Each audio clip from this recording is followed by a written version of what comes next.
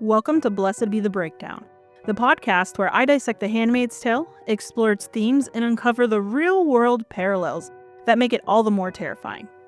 Today, we're diving into The Handmaid's Tale Season 5, which I'll be breaking into two parts. In Part 1, I'll cover Episode 1 through 5, and next week, I'll break down Episodes 6 through 10.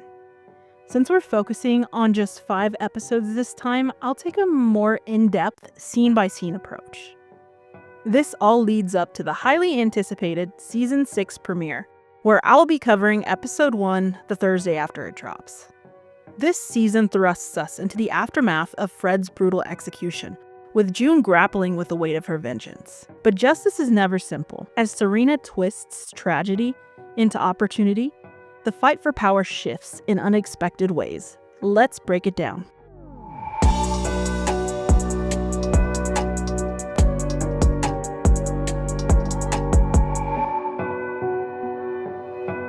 We will start by comparing the themes from Season 4 to the first half of Season 5.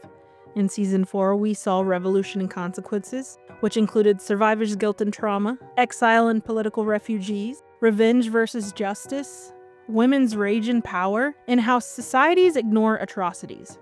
In the first half of Season 5, we are going to see more of an overall theme of vengeance and survival, which will include the cycle of revenge, Serena's transformation from victim to villain to victim again, and then the cost of freedom. The first episode sets the tone for Season 5, showing that justice and revenge are never simple. June may have killed her oppressor, but she hasn't killed the trauma he inflicted. The episode opens in the immediate aftermath of Fred Waterford's brutal execution.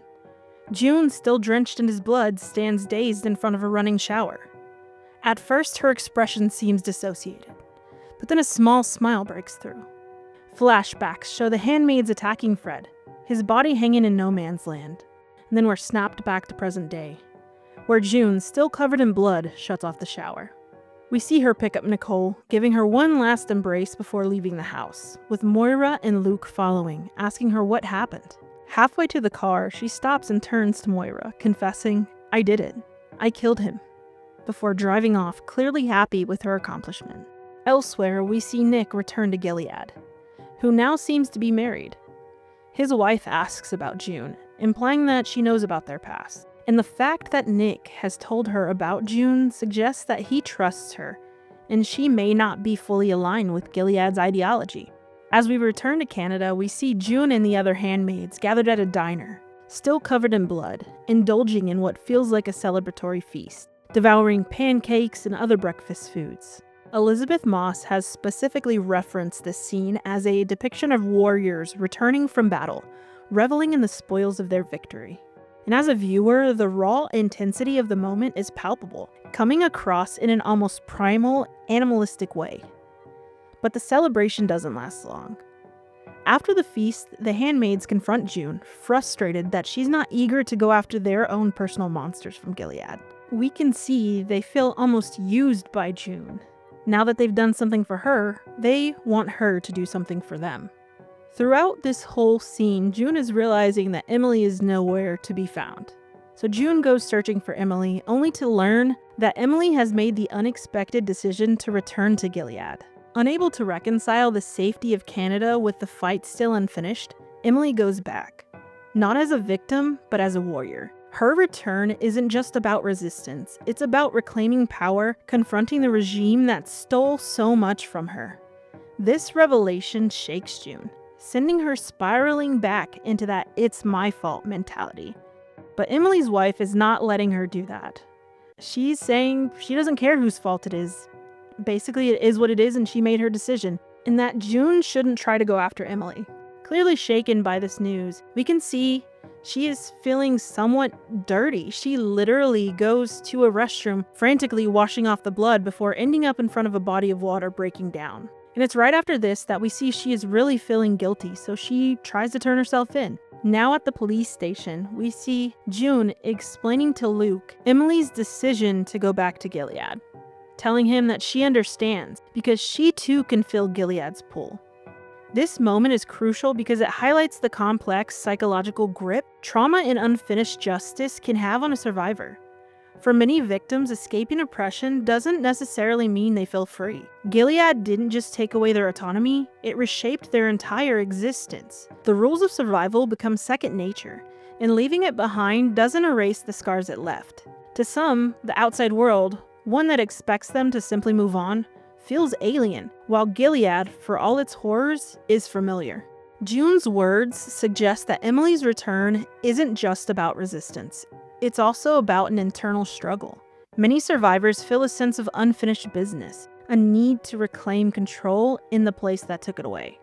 Gilead represents not just oppression, but also a battlefield where they can fight back. The trauma lingers, and for some, confronting it head-on is the only way to feel agency again.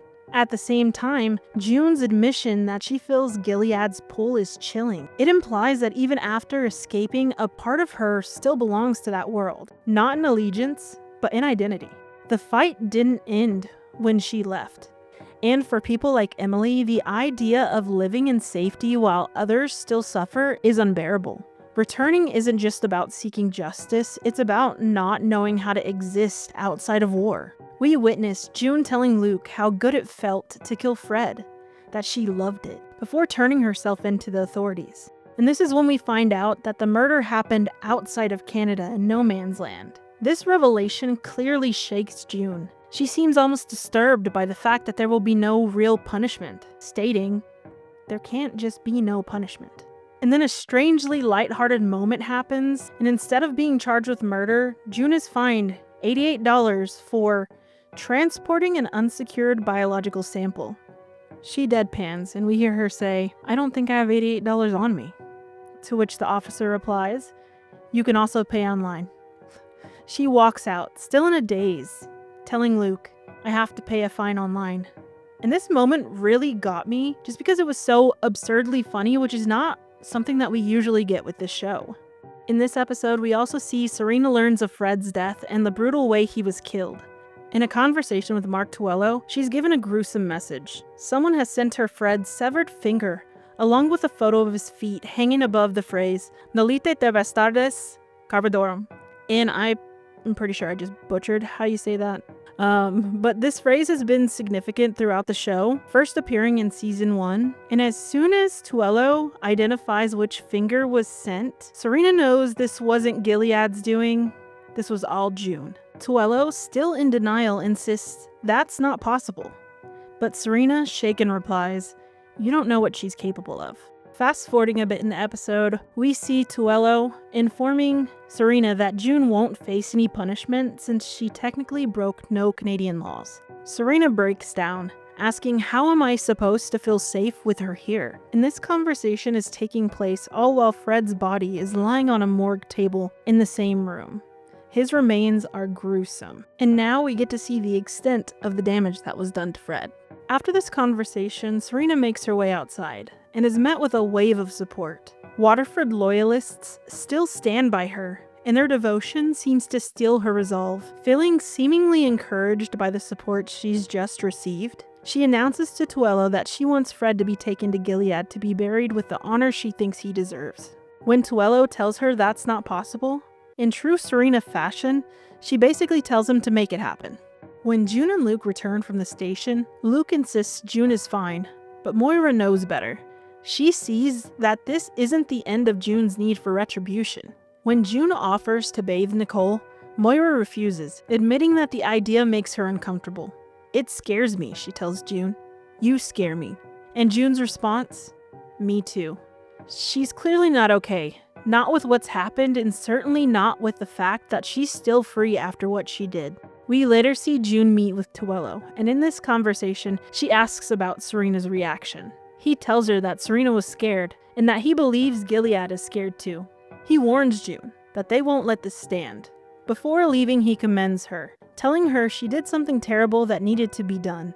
And then we hear the phrase, once more, don't let the bastards grind you down. Something about this conversation seems to settle June, at least for now. And then the episode ends with June taking over bath time, finally embracing Nicole. In episode 2, we start with June reeling from everything that has happened. She is haunted by Gilead flashbacks, particularly moments with Serena, fueling her to leap out of bed and bury the gun she was given. seemingly as a way to keep herself from going over the edge again. She is acutely aware of her instability. And killing Fred gave her a sense of power, but now that the adrenaline is worn off, she's left in an emotional freefall. The rage that fueled her remains, but without an immediate target, it has nowhere to go. Meanwhile, Serena, accompanied by Tuello, returns to Gilead to give Fred the burial she believes he deserves. As she lands, she is met with Nick and Commander Lawrence. She clearly suspects Nick's involvement in Fred's death, making pointed remarks about how Fred saw promise in him like a father. When she sees the funeral arrangements, she is unimpressed with what Gilead has planned. And in an effort to manipulate the situation, she makes sure that it is known to Nick and Commander Lawrence that she is aware of their roles in Fred's death. And if they want her silence, they need to ensure Fred receives the grand funeral she envisions. We see Esther for the first time this season, seemingly more compliant. Janine, under Aunt Lydia's direction, accompanies Esther to the Putnams' home for Fred's memorial, acting as a handler of sorts. The Putnams show interest in Esther as their potential new handmaid, and Miss Putnam, though reluctant, ultimately agrees. Janine reunites with Angela, and in a rare moment of recognition, Miss Putnam expresses gratitude for Janine giving birth to her. It is at the Putnams where, unfortunately, Esther is once again faced with the horrors of Gilead. Commander Putnam, whom we know to be a predator, asks everyone to leave the room. Aunt Lydia, visibly uncomfortable, obeys, leaving Esther alone to be taken advantage of yet again. Later, while in the van on the way to the Red Center, Esther confides in Janine, expressing fear over being posted. But Janine, hardened by experience, advises her to make her commander like her, stating that getting pregnant will offer her some protection. Esther's perspective on Janine shifts at this point. She realizes that Janine is not the rebel she once thought she was, but instead is somebody who has learned to survive within Gilead's structure. Feeling betrayed, Esther poisons both Janine and herself with chocolates given to her by Commander Putnam. Before collapsing, she bitterly tells Janine she doesn't like her, and accuses her of using her just to see Angela. With her last words before losing consciousness, she says, "I'm going to make June proud." Back in Canada, we see June is being plagued by more memories of Gilead. While others like Rita try to move on, June continuously brings up the past, making those around her uncomfortable. She lashes out at those closest to her, Luke, Moira, who only want to help her move forward. But moving forward isn't as simple as just choosing to. June is trapped in a cycle of anger and desperation. She admits to Luke that she sent Serena Fred's finger, wanting her to know exactly who was responsible. Luke, frustrated, tells her she's obsessing over Serena and that this isn't helping them get Hannah back. While Luke sees June as spiraling, we as viewers know she's right. Serena is plotting something. We've seen firsthand how vengeful she can be. Serena, with the help of Commander Lawrence, secures the funeral she wants. When she asks how he managed to get the other commanders to agree, he simply responds with, "by not being a woman." Meanwhile, Tuello meets with Nick, attempting to recruit him as a double agent, enticing him with the possibility of seeing Nicole in person. If June's vengeance was raw and brutal, Serena's retaliation is calculated and strategic. Instead of retreating in grief, she turns Fred's death into a spectacle, positioning herself as the true victim. The funeral, broadcast internationally, is not just about mourning Fred, it's about rebranding Gilead and securing her own power. The visuals of the funeral are haunting, and the way this is intertwined with June and Luke at the ballet, syncing the music between the two, makes it feel like a choreographed performance. As Serena mourns in front of the cameras, draped in black and surrounded by Gilead's elite, the delicate movements of the ballet dancers unfold in the dimly lit theater where June and Luke sit.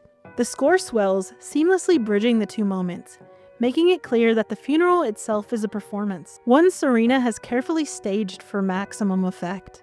The grace of the ballet, the precision of each movement mirrors the orchestrated nature of Serena's public grief. Every step, every turn feels intentional, just as Serena's every gesture is designed to manipulate those watching. But while the dancers move with beauty and control, June sits rigid, watching with a quiet, simmering rage. The contrast is striking. Where the ballet represents elegance, the funeral represents cold calculation, and yet both are performances meant for an audience. Luke, sitting beside June, wants this to be a moment of peace, of reconnection, but for June, detachment is impossible. The episode ends on a gut-wrenching note.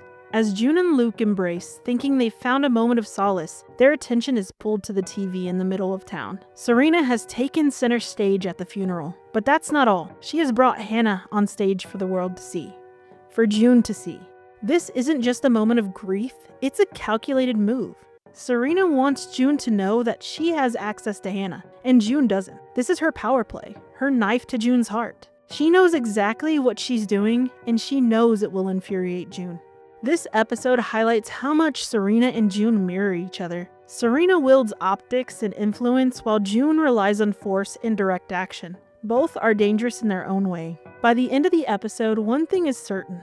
The battle isn't over. Serena may have won this round, but June isn't done fighting. And as we've seen before, when June sets her mind on something, she won't stop until she gets what she wants. As episode 3 begins, June is visibly shaken. Luke, Moira, and June fixate on the color of Hannah's dress, desperately trying to decipher its meaning. While they can't be certain, one thing is clear. It is no longer pink. Hannah is no longer a little girl. At least in Gilead's eyes. Moira reveals that she knows of a resistance network that can get June in contact with Nick. June is furious that Moira has kept this from her. But once they make contact with this network, June realizes that this is a branch of Mayday. And to June's disbelief, Mayday is real.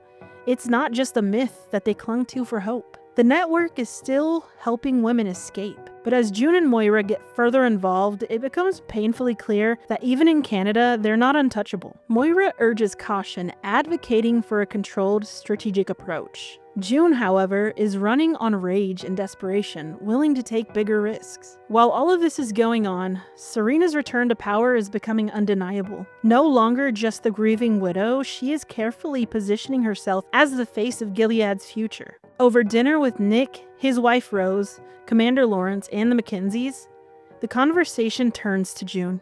They discuss her as a cancer that needs to be removed, foreshadowing that Gilead is far from finished with her. If anything, the fire has only been fueled. It is here that Nick approaches Tuello, requesting that he be the one to tell June about his marriage to Rose. Later, we see June and Nick speak on a call, their voices carrying the weight of everything left unsaid. Nick reassures her that Hannah is safe, though his words offer little comfort. He explains that the color of her dress signifies her placement in a school that prepares young girls to become future wives. A fate that makes June's stomach turn.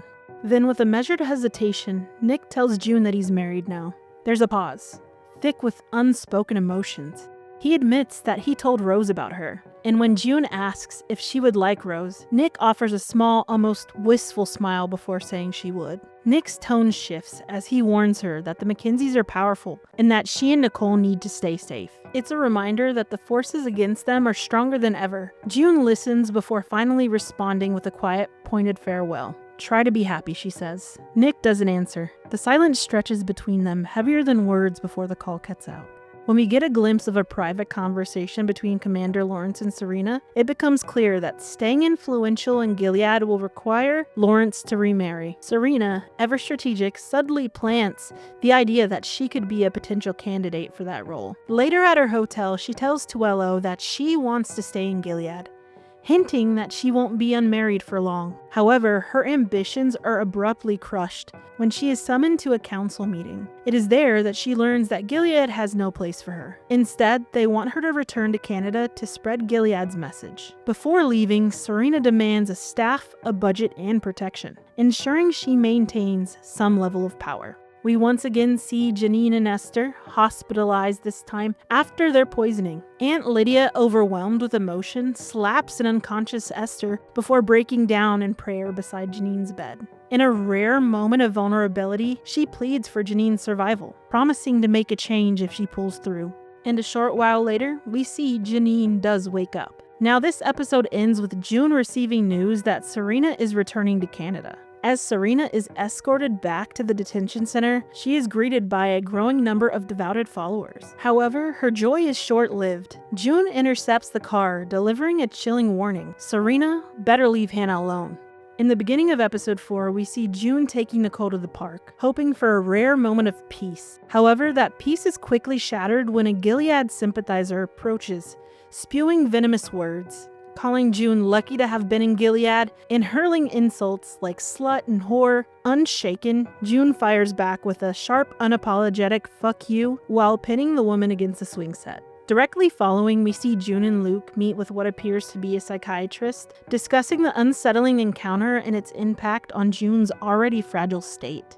Meanwhile, Serena is once again approached by Tuello, who urges her to accept Canada's offer of asylum, rather than aligning herself with Gilead's growing presence in Toronto. But with loyalists rallying around her, Serena is no longer just a spokesperson, she's becoming a symbol, making her more dangerous than ever. Now, on the other hand, we see June, Luke, and Moira confront Tuello about being so close to Hannah, yet doing nothing to try and help her. To make matters worse, he reveals to them that Serena will officially represent Gilead in Canada. Outraged, June snaps, "I warned you about her, but you won't listen. God, you're such a fucking disappointment." Fueled by rage, she later digs up the gun she once buried and drives straight to the Gilead Center, ready to confront Serena. We cut to June sitting in the car in front of the Gilead Center trying to unjam her gun, but she does not let the gun jam stop her from making her presence known, sending Serena a clear message that she is not safe, even on Gilead property.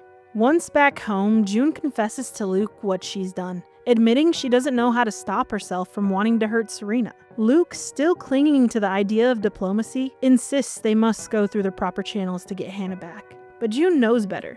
Gilead doesn't play by the rules, and waiting will get them nowhere. Back in the Gilead hospital, we see Janine struggles with her recovery. She and Aunt Lydia clash over Esther, with Janine confronting her about the abuse Esther suffered. For the first time, Aunt Lydia seems shaken by her own past actions. She admits she should have listened to Janine and asks for her help in looking after the handmaids. Janine, skeptical, retorts, "If I do, you'll just do something horrible." But Aunt Lydia insists she wants to do things differently, and with more compassion. Back in Toronto, Serena wastes no time solidifying her presence. She has now moved into the Gilead Information Center, and on a call with Commander Lawrence, where he warns her to be cautious of June, she chooses to ignore him. And in a calculated move, she sends June a personalized invitation to a Gilead-sponsored event, addressing her as Offred. It's a deliberate provocation, a reminder of the power she once wielded, and a sign that she's ready to use it again. The tension between June and Luke continues to build. Luke still believes in playing by the rules, while June sees revenge as the only viable path forward. Their divide grows with every step June takes toward retaliation. In a desperate attempt to intimidate Serena, Luke confronts her with threats of building codes and legal repercussions. Serena, unimpressed, throws his failures back at him. She reminds him that he never returned to Gilead to save June or Hannah, and that June took all of the risks. She adds with biting tongue that it's a good thing June had Nick. It's a brutal blow, and one that Luke is clearly unprepared for, proving June was right about Serena all along. Back in Gilead, Aunt Lydia takes a bold step, proposing a change to the Handmaid system, suggesting keeping them at the Red Center and conducting the ceremonies there. But Commander Lawrence immediately shuts this idea down, and all but confirms her suspicions. Some of the commanders have indeed been abusing the handmaids. The episode reaches its peak when June arrives at the Gilead event alongside other refugees to protest. With tensions already simmering, chaos erupts as a fight breaks out, and Moira is punched. Instinctively, June pulls out her gun, aiming it at Moira's attacker before firing a shot into the air. The crowd scatters in panic, and Serena is left visibly shaken by the echo of the gunfire, a reminder that outside of Gilead, she is not untouchable. Luke rushes in, pulling June away from the chaos, but as they escape, they come face to face with Serena. For a brief moment, June has the perfect opportunity to end it all. Her finger hovers the trigger, the weight of vengeance pressing down on her, but she doesn't pull it. So why doesn't she? Is it because killing Serena won't bring Hannah back or dismantle Gilead? Because she knows vengeance will only drag her deeper into darkness? Or is it the unborn child that stops her? Whatever the reason, June hesitates. Then she and Luke flee before she can face the consequences of carrying the gun. Later, Luke demands the weapon from June. She hands it over but makes one thing clear. "I didn't do it this time, but I won't promise I won't next time." To her surprise, Luke doesn't argue. Instead, he replies, "I can't promise I won't either." It's a subtle but significant shift. He's beginning to understand, and lean towards June's way of thinking. In that shared understanding, they find a new closeness, ending the night wrapped in each other. We then see Serena arriving at her new home with the Wheelers. Their warm yet overbearing welcome leaves her visibly unsettled, hinting that her newfound position may not be as powerful as she hoped. The episode closes with a signature June moment, her eyes locking onto the camera as she sets Serena's invitation ablaze. Episode 5 opens with June dreaming of Hannah, only to be awakened by a call from Lily of Mayday. Lily informs her that they have a guardian coming across the border with critical information about wife school. As a result, Luke, June, and Moira head out to the Mayday post. However, upon arrival, they learn the guardian cannot cross due to the increased Canadian Border Patrol. In a shocking act of courage, Luke decides to venture into no man's land to retrieve the information. And June, of course, insists on going with him. Moira stays behind at the outpost with Lily.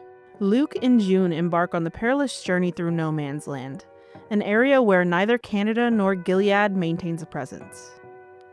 As night falls, memories of their first attempt to escape Gilead years ago flood June's mind. Along the way, they encounter a man hanging in the woods. When Luke asks if it's Gilead's doing, June points out that Gilead doesn't use words, indicating it's not their work. Eventually, they meet the Guardian, who warns them it's too dangerous to exchange the information there, and insists they follow him. Though June and Luke are hesitant, they agree. They end up at a bowling alley with the young Guardian, who reveals the information on the wife school, and that the color that Hannah was wearing refers to the Plums, who are wives in training. He also informs them that they usually aren't at these schools for long. They try to move them out fast. They seem to be handed some other information, and after they retrieve the information, they attempt to leave. But the guard tells them it's too risky until nightfall. We learn that the Guardian's name is Jaden, and he's vastly different from the hardened Gilead soldiers June is used to. Unlike the fanatical enforcers of Gilead, Jaden is inexperienced, naive, and in some ways still innocent. He welcomes them warmly and even engages in friendly conversation, showing none of the brutality we've come to expect from Gilead's men. Jaden's lack of pre-Gilead knowledge becomes evident when he praises Luke for writing "Let's Stay Together" by Al Green after Luke plays it on the piano. This moment reveals Jaden's ignorance about the song's true origins, highlighting just how deeply Gilead has reshaped his understanding of history and culture. Through their interactions, we gain insight into Jaden's mindset. Having grown up in Gilead, he barely remembers the world before the regime took control. For him, Gilead is not something imposed upon society, it's simply the only world he knows. This offers a rare glimpse into the younger generation raised under Gilead's rule, raising the question of whether they are victims of their upbringing or if they will inevitably become part of the oppressive system. Jaden, despite being shaped by Gilead, seems untouched by its darker elements, sparking the possibility of change and redemption. Back in Canada, Serena's new reality with the Wheelers is setting in. She's greeted with hospitality from women who can't have babies, all fawning over her and the baby. We get flashbacks showing Serena and Naomi at the start of Gilead, clearly disillusioned with the idea of handmaids. Back in the present day, Serena needs to take a call from Commander Lawrence and tells Miss Wheeler that she can be on the call. It's during this moment that we see Serena's discontent start towards Miss Wheeler, as she says, wives shouldn't burden themselves with business. On the call, Serena tells Lawrence and Commander Putnam that she has the idea that the Gilead Information Center should focus on fertility and conception, as people are more likely to be on board with this. But of course, Putnam immediately shuts her down. In this scene, we also hear Commander Lawrence talk about New Bethlehem, and once again, Commander Putnam dismisses the idea.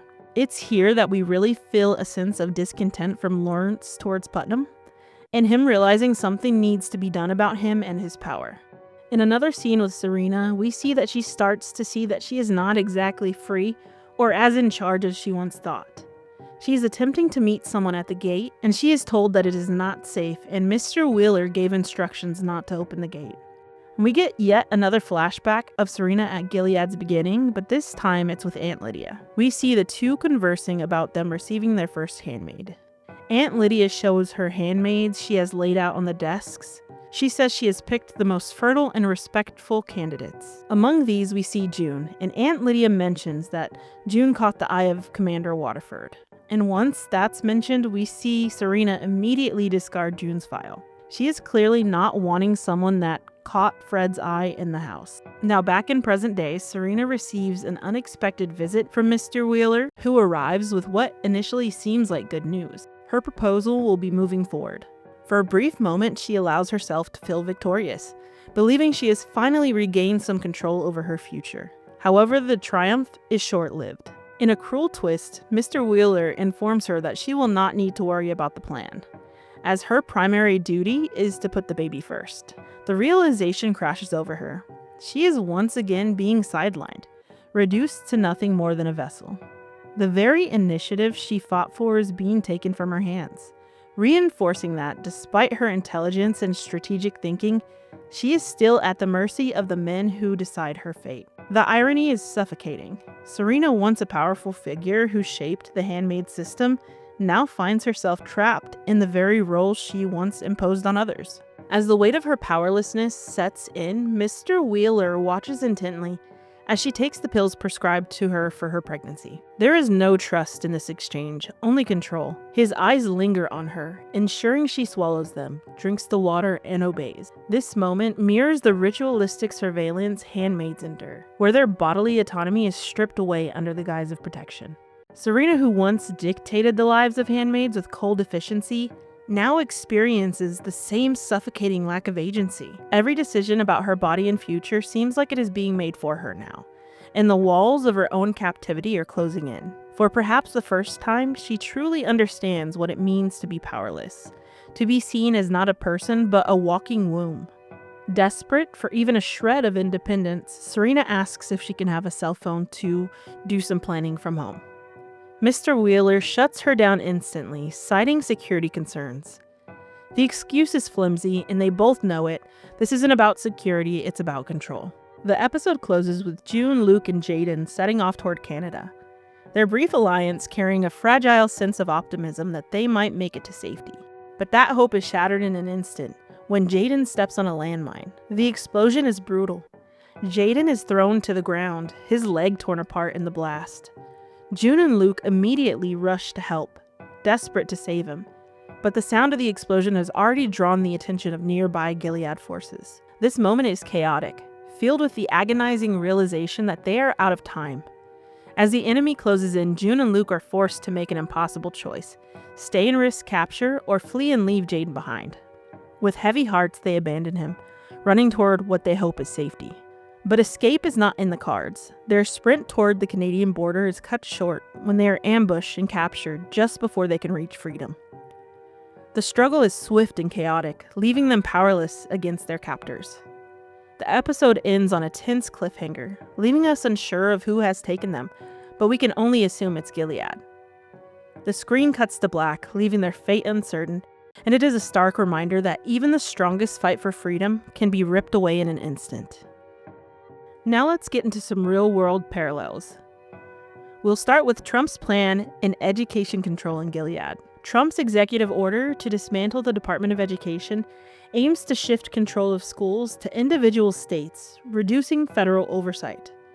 Critics argue this could lead to inequalities, particularly in access to quality education and civil rights protections. Without federal regulation, states could impose stricter ideological or religious curriculum, limiting what students learn.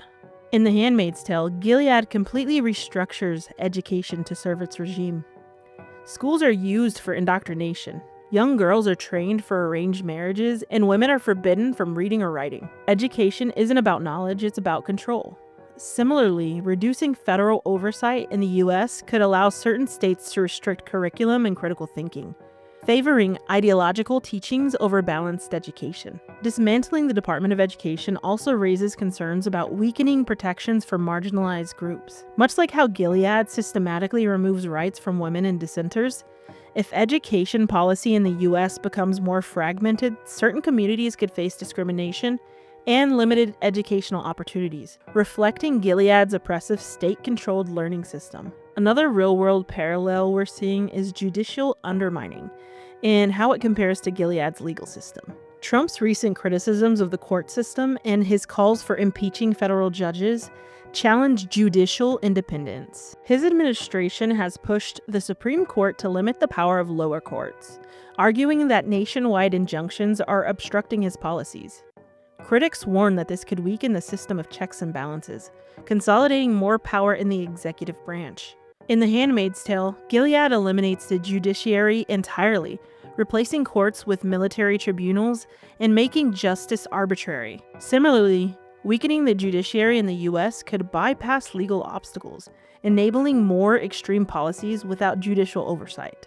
Attacking judicial independence also risks dismantling protections for free speech and civil rights. If courts are unable to rule against unconstitutional laws, the government could pass policies that limit dissent and criminalize opposition. In The Handmaid's Tale, Gilead ensures only those in power can speak freely. Silence is equated with safety, and anyone who speaks out, whether to voice dissatisfaction, question authority, or even speak with conviction, is punished. Surveillance by guardians and eyes reinforce this suppression, reminding citizens of the dangerous cost of free expression. Recent efforts to limit free speech and protests in the U.S. mirror Gilead's crackdown on dissent. Anti-protest laws. Several states have introduced laws increasing penalties for protesters, disproportionately targeting marginalized communities and activists. Censorship of media and dissent, efforts to control the press or discredit journalists echo Gilead's manipulation of information where citizens only hear government-approved narratives. Surveillance and retaliation, increased surveillance on activists and whistleblowers discourage public resistance, similar to Gilead's eyes and guardians monitoring for signs of rebellion.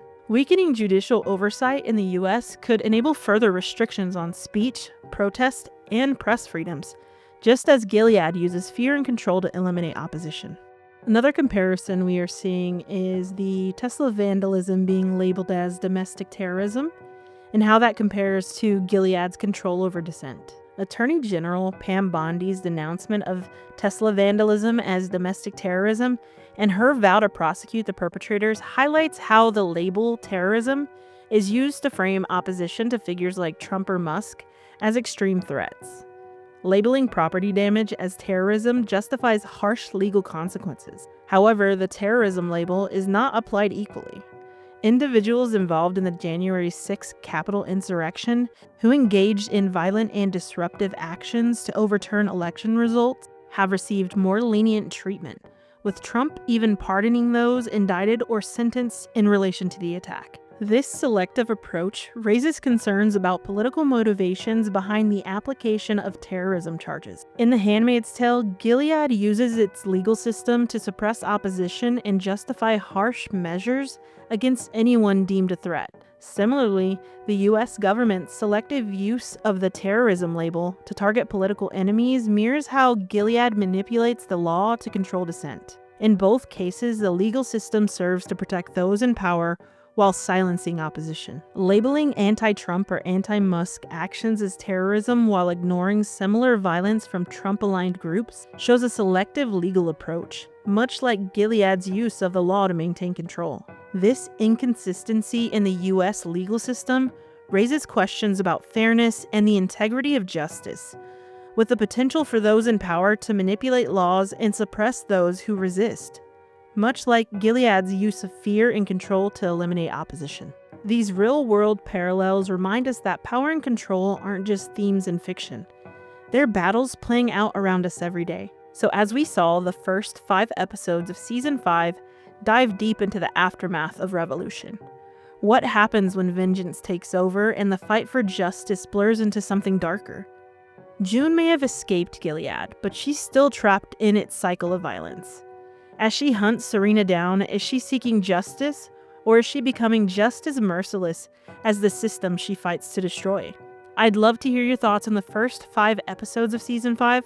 Plus, with the Season 6 trailer out now, let me know your theories on what's coming next. Let's discuss it over on YouTube, Instagram, and TikTok.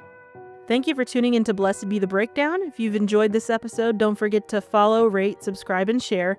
It helps the podcast reach more listeners. I'll see you next Thursday as we dive into episodes 6 through 10 of Season 5. Until next time, stay vigilant, stay informed, and as always, blessed be the fight.